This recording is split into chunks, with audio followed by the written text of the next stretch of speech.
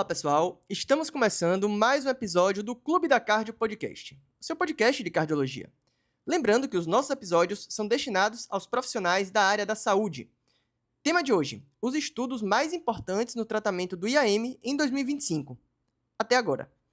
Vocês já me conhecem, pessoal. Meu nome é Luiz Augusto e o episódio de hoje é um episódio Pocket Pill, direcionado e curto para você pegar as principais informações sobre o tratamento do infarto agudo do miocárdio que evoluiu aí ao longo do ano de 2025.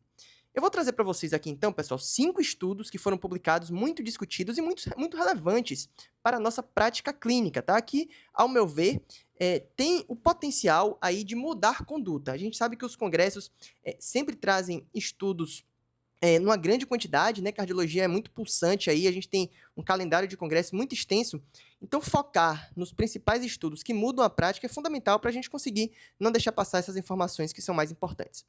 Não vou trazer os estudos aqui em ordem de importância, ao meu ver, todos eles são igualmente muito relevantes, e eu gostaria de começar pelo estudo RIVA-WAR, né? Que foi um estudo, pessoal, que avaliou o tratamento de trombo pós-infarto agudo do miocárdio, né? Com a comparação entre duas drogas, a rivaroxabana e a varfarina. Então, foram incluídos 261 pacientes, pessoal, a grande maioria deles homens, com a média de idade aí de 54 anos, que tiveram um infarto agudo do miocárdio, 90% dos pacientes com infarto aí com supra, e um trombo no VE que foi detectado, né? 85% dos pacientes foram submetidos à intervenção coronariana percutânea, tá? Então, foi comparado essas duas drogas, a rivaroxabana com a varfarina, para um alvo de NR de 2 a 3, ao longo de 3 meses. E os desfechos foram avaliados após 4 semanas e ao final dos 3 meses do estudo. Após 4 semanas, pessoal, a taxa de resolução de trombo no braço rivaroxabana foi 20,1%, ao passo que no grupo da varfarina foi de 8,3%. Tá?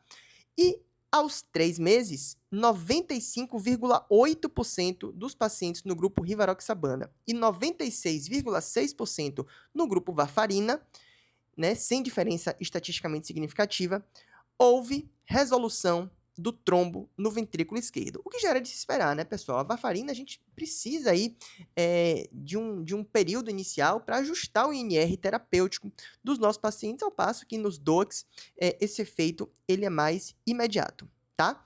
Então, houve segurança no uso da rivaroxabana, tá?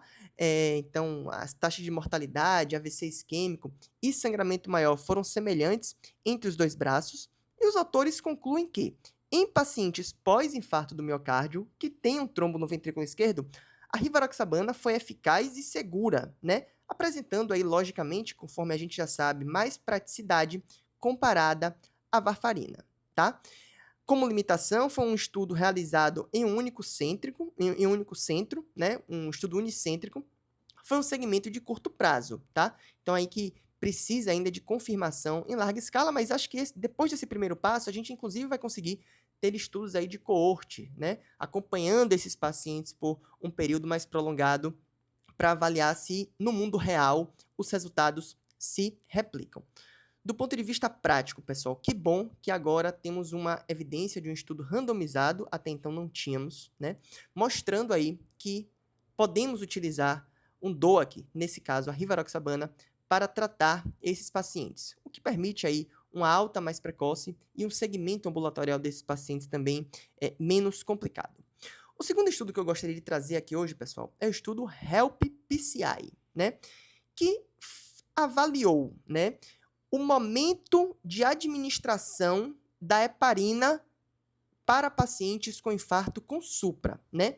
Se a gente faz essa administração logo no primeiro contato médico, tá? No momento do diagnóstico, ou se a gente posterga essa administração da heparina para o laboratório de hemodinâmica. A gente sabe, pessoal, que tempo é músculo, né? Quem trabalha em unidade coronariana aí deve ver com alguma frequência, né? Que às vezes os pacientes se apresentam com supra, por exemplo, em um serviço de origem, e quando são transferidos para o hospital que dispõe do serviço de hemodinâmica, que vai para o cateterismo, muitas vezes a artéria já não está mais ocluída totalmente, né? Então, aquele uso ali dos antiagregantes inicialmente tem o poder, né, de dissolver aquele trombo ali que ainda não está tão organizado, tão duro, e permitindo, assim, o restabelecimento de um fluxo mínimo para aquele miocárdio em sofrimento.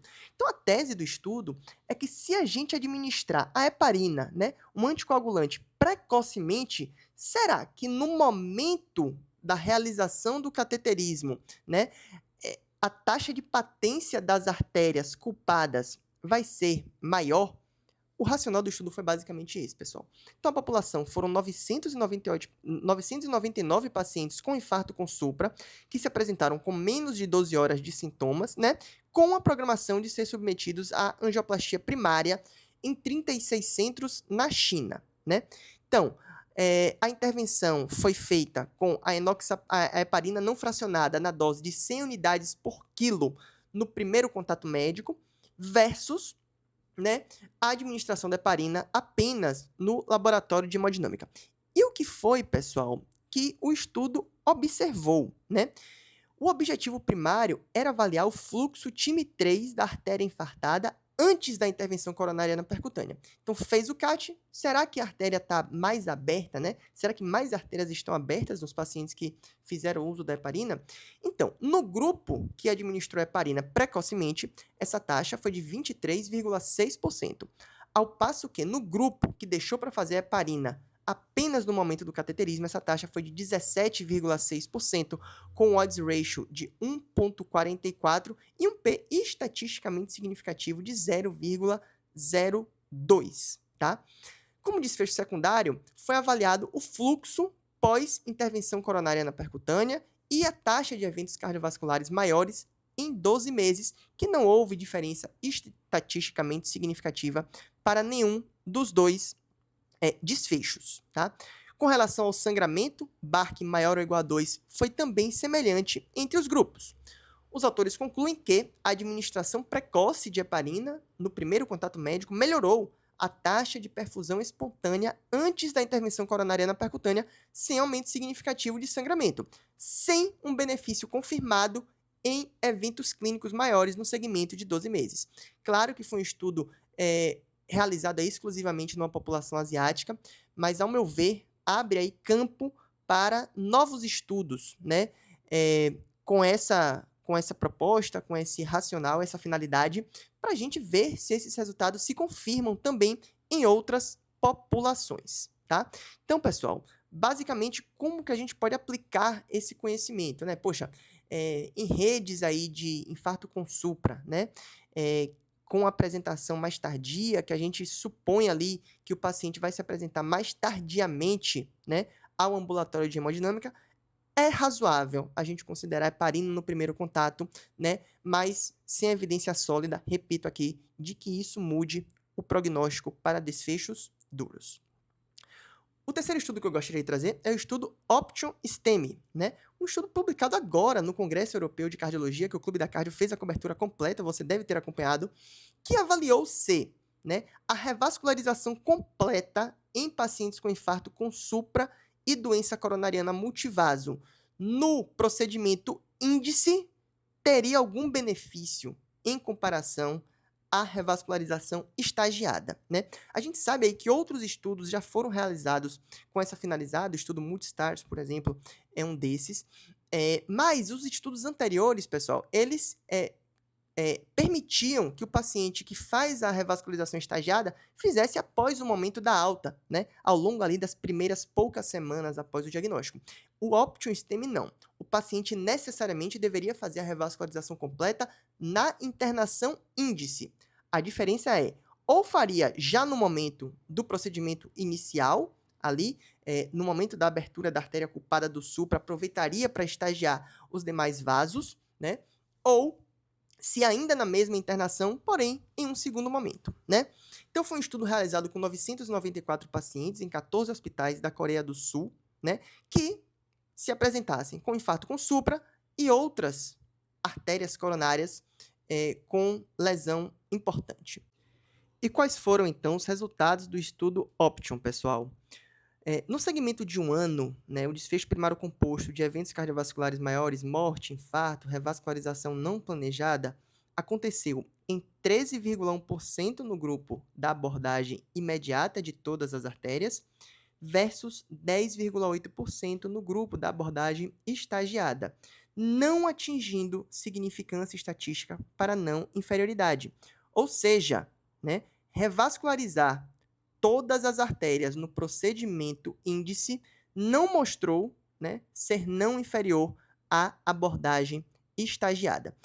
Engraçado, pessoal, porque quais são as características da população que podem justificar esses achados? Então, o estudo Option, surpreendentemente, né, teve uma grande parcela aí de pacientes em KILIP 2, né, em KILIP 2, que a gente sabe que são pacientes mais graves. Então, por exemplo, se a gente extrapola aí os resultados do estudo Culprit, né, que mostrou que nos pacientes, né, em choque cardiogênico, a gente trata a artéria culpada, sai fora e depois revasculariza, né, as demais artérias não culpadas. Então, possivelmente, considerando aí que a gradação da classificação de KILIP, né, conforme a gente progride do KILIP 1 para o KILIP 2 para o KILIP 4, que é o choque cardiogênico, o paciente vai progressivamente piorando, é razoável de se interpretar que os pacientes em KILIP 2 talvez manifestem aí uma similaridade com aqueles pacientes em choque cardiogênico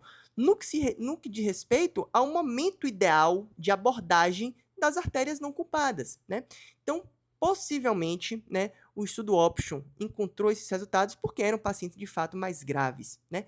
Talvez, e isso precisa ser realizado aí em novos estudos, se a gente incluir uma população majoritariamente composta por pacientes em KILIP 1, ou seja, aqueles pacientes sem nenhum sinal de insuficiência cardíaca secundária ao infarto, é possível que esses pacientes possam ser abordados no procedimento índice para todas as artérias, acarretando aí, né, em um menor tempo de internação e melhor utilização dos nossos escassos recursos, tá?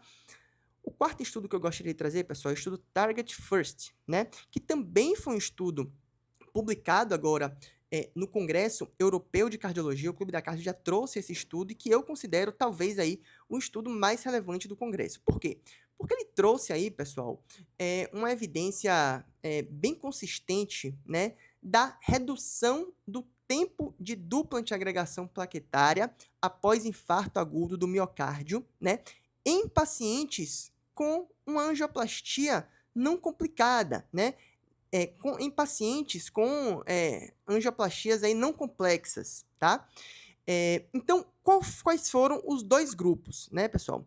Um grupo utilizou monoterapia com inibidor de P2Y12 após um mês de dupla antiagregação plaquetária. Então, os pacientes, a partir do primeiro dia do infarto, usavam DAPT por 30 dias e depois descalonavam essa terapia antiplaquetária dupla para um inibidor de P2Y12 em monoterapia, né? Enquanto o outro grupo mantinha a dupla antiagregação plaquetária ao longo de 12 meses. O desfecho composto também foi desfecho de MACE, né? Após 11 meses, ou seja, aí, após 12 meses do infarto, né? Após 11 meses da randomização.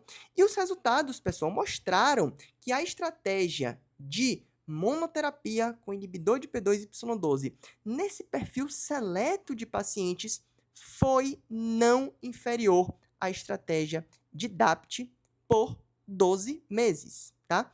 Naturalmente, como era de se esperar, os sangramentos BARC de 2 a 5 foram significativamente menores no grupo da monoterapia a partir do primeiro mês. Menos antiagregantes, menos sangramentos. Os estudos são muito consistentes nesses resultados, né?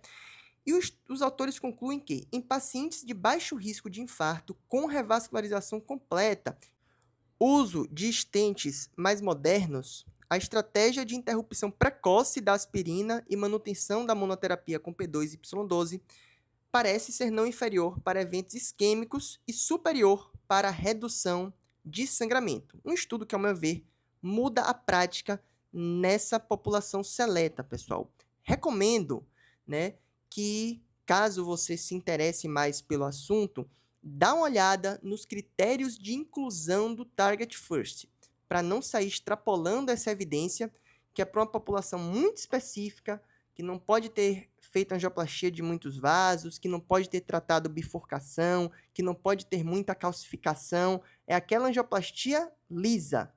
Não extrapole essas evidências para outras populações, mas parece que nessa população a gente já tem uma evidência boa para manter dupla antiagregação por apenas 30 dias seguido de monoterapia com P2Y12. A medicação mais utilizada no estudo foi o ticagrelor.